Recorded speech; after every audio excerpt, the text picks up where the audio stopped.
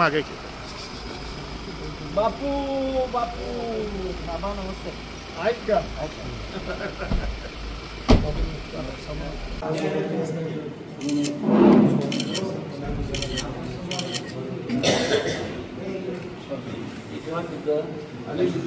Pack केलेली सगळी गाडीत द्या गाडीत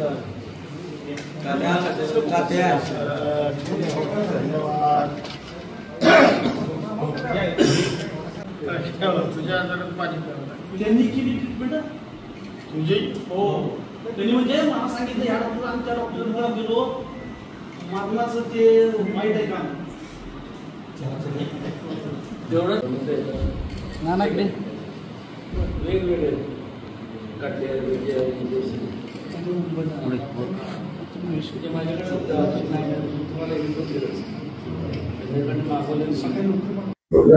महाराजांची भेट म्हणजे आनंदच असतो. 2 दिवसापूर्वीच मी येण्याचं, त्यांना भेटण्याचं, त्यांचे आभार मानण्याचं निश्चित केलं होतं. परंतु देशाचे माजी पंतप्रधान मनमोहन सिंग साहेब यांचं दुःखद निधन झाल्यामुळं मी त्या दिवशी येण्याचं कॅन्सल केलं. परंतु आज महाराज साहेब आहेत हे कळल्यानंतर आलो, त्यांना भेटलो आणि आभार त्यांचे मानले. कारण माझ्या निवडणुकीमध्ये त्यांनी जी 2 भाषणं केली ती खूपच छान भाषणं केली आणि निश्चितपणानं त्यांच्या भाषणाचाही माझ्या निवडणुकीमध्ये चांगला लाभ झाला. तर आमचे पूर्वीपासून मैत्रीचे संबंध आहेत, त्यांच्या सदिच्छाही माझ्यासोबत कायम त्या ठिकाणी होत्या आणि त्यामुळे चांगल्या पद्धतीचं निवडणुकीत यश आलं आणि सुदैवानं राज्याचा कॅबिनेट मंत्री सुद्धा झालो आणि त्यामुळे असं एकत्रित त्यांचे आभार मानण्याकरता आलो होतो आणि त्यांना भेटलो, त्यांचे आभार व्यक्त केले आणि त्यांनी माझं अतिशय आनंदानं या ठिकाणी स्वागत केलं. त्याबद्दल त्यांनाही मनपूर्वक मी या ठिकाणी धन्यवाद देतो. एक आपण सगळ्यांनी पहिलं म्हणजे आहे ना, आता जलमंदिर म्हणजे काय असं वेगळं काय हे नाही. आणि जेव्हा आमच्याकडं आम्ही दोघंही पदावर नव्हतो तेव्हापासून येणं जाणं आहे आणि हे आबांचंच घर आहे. त्यामुळं फार म्हणजे असं काय नाही. माझा मित्र माझ्या घरी आला त्याच्यात मला फार आनंद वाटला. Most welcome. आणि दुसरी गोष्ट म्हणजे कॉलर टाईट का, तर आज मला सांगा रात्रंदिवस इकडं एक म्हणजे अक्षरशः आतापर्यंत घरातनं कसं हाकललं नाही ते मला तर असं वाटायला लागलं. कारण की आज तुम्हाला सांगतो ना, मी असं विचार करतो किंवा जसं छत्रपती शिवाजी महाराजांनी म्हणजे कुटुंब म्हणजे फक्त आपली फॅमिली नाही, तर जेवढे लोकांनी आपल्याला मतदान केलं, लोकांना आपल्याला त्या पदापर्यंत पोहोचवलं, हे सर्व आपले कुटुंब म्हणजे हे समजून आबांनी आजपर्यंत ते कार्यरत राहिले. तात्यांचं तर पुण्य आहेच. आणि त्याचबरोबर त्यावेळेस तसं पाहायला गेलं तर सगळ्यांना म्हणजे असं मला सुद्धा अपेक्षा नव्हती की पवार साहेब अशा प्रकारे काहीतरी वक्तव्य करतील. पाडा पाडा पाडा पाडा. आज मला सांगा, शिवाजी महाराज एकट्याने काय करू शकले असते का?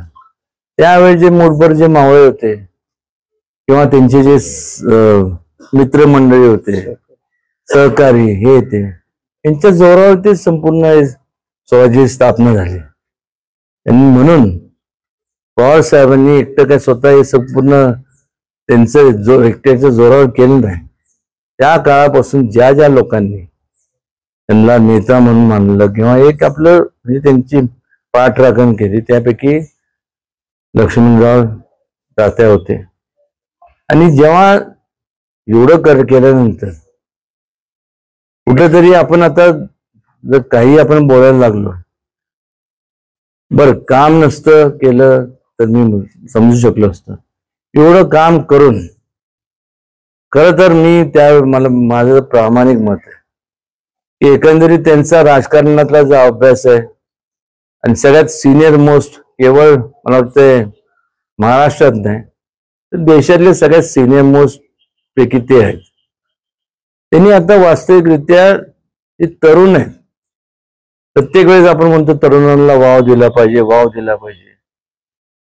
वाव देण्याचं काम आणि त्यांना मार्गदर्शन तेवढ्याच त्याचं मार्गदर्शन करण्याचं काम खरं आदरणीय पवारसाहेबांनी करणं गरजेचं आहे.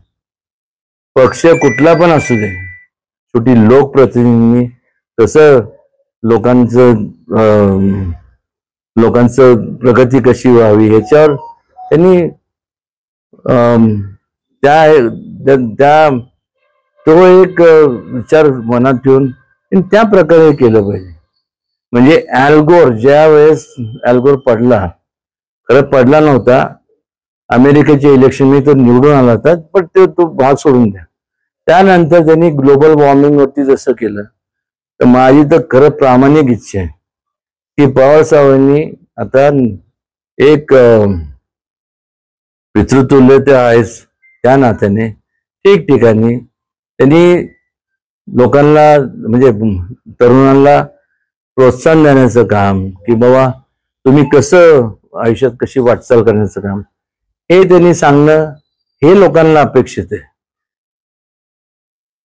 आता करतील नाही करतील शेवटी हा वैयक्तिक प्रश्न आहे, पण मला आनंद वाटला की मकरंद आबांना आणि ह्या सातारा जिल्ह्याला न्याय मिळाला.